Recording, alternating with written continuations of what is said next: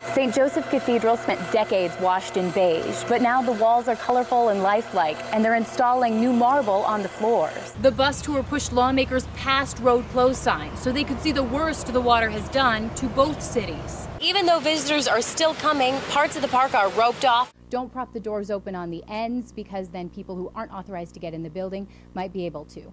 The line stretched all the way down the hallway at West Central High School. In the finalized budget passed by both the House and the Senate, most state agencies still endure a 10% cut. Earlier today, there was actually a tornado warning. But their parents are looking at thousands and thousands of dollars worth of damage. Medea says other major world events have impacted the price of oil. President Abbott is actually still over in Farber Hall finishing up the State of the University address. That's when the school supplies make their way to this building, where volunteers sort all of the supplies. They can get you registered, and you can even do some early voting tomorrow. But with the risk of severe weather, fair organizers say they have a plan. But those insects aren't the only bugs booming. With students, faculty, and community members here for his speech.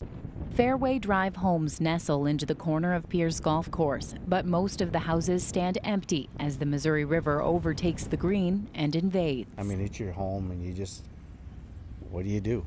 Lyle Stewart and his twin brother Les stacked these sandbags all around their mother's home. She's lived here since 1985, but stepping inside, you'd never know. This is her, like a living room. She had TV couches in here.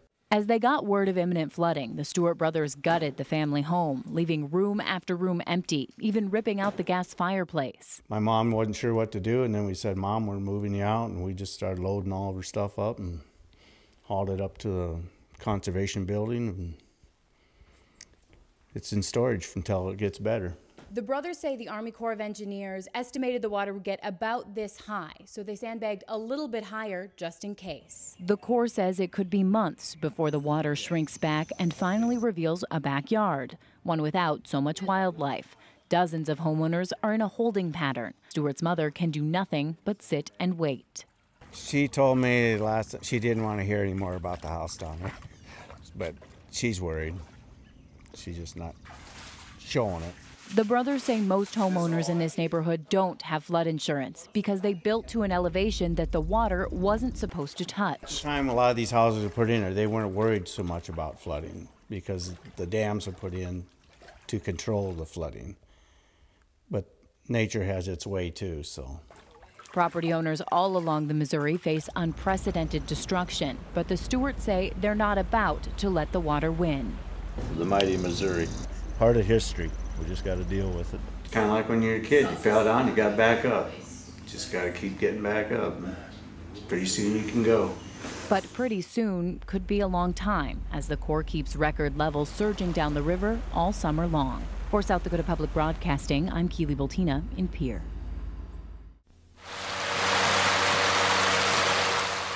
You need a big vehicle to make it through the water going over Highway 130 in Renner. People in town knew the flood was coming, but they were surprised at how quickly it hit. 11:30 this morning, this was dry road you could drive down to within a mile of the river. And right now, you can see it's really wet. Floodwater surrounds the fire hall in the city, but a makeshift moat firefighters built is moving the water around the building.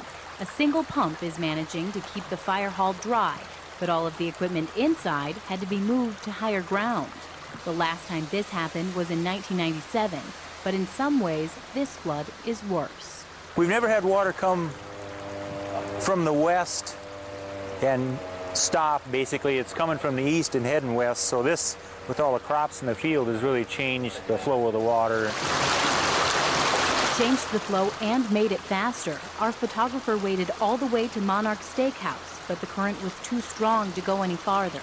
He shot this video from the middle of the road. And as people wade through knee-deep water to get in and out of their homes, many are hopeful that this is it. They said the crest is going to be less than what they had anticipated, and that's a positive. You know, we all got water, and we've sort of planned around it. And I've lived here since 1981, and I went through enough floods. Still, with the crest scheduled for tomorrow, now not even Mama knows for sure just how high the water will go. In Renner, Kealey Bultena, KELOLAND News. Pilots from across the U.S. and Canada have descended on Mitchell, South Dakota. Sort of like a custom car show, like somebody that builds a hot rod. These are just flying hot rods. 61 airplanes, all built in garages and basements, are taxiing into the municipal airport. It's kind of a one-of-a-kind event with a lot of small, hand-built, customized racing planes. But this isn't the first time the city's presented the popular air show. 2 years ago was the same type of event, and it drew a lot of people out here from the region. This weekend, dozens of planes compete for the fastest time as part of a competition from coast to coast. The Air Venture Cup race had its pick of airports in the area, but Mitchell won the spot because of its space and support for the race. Mitchell met all the criteria. It was a great facility. They had people that willing to hold it. It was the location. So it really worked out well for everybody. The atmosphere, seeing all these special airplanes in one place. These are planes from all over North America, and some of the most fastest special planes are here. And the pilots, it's fun to talk to them. Not everyone's from far away. Some pilots have strong ties to Kealey. We grew up on a farm in Iowa, and I always say, with 5 boys and 1 sister, Dad made farming so miserable we couldn't wait to get off the farm. And we just saw it as freedom. And the cross-country race celebrates that freedom and gives others a chance to enjoy the bird's eye view. In Mitchell, Kealey, Bultena, Kealey News.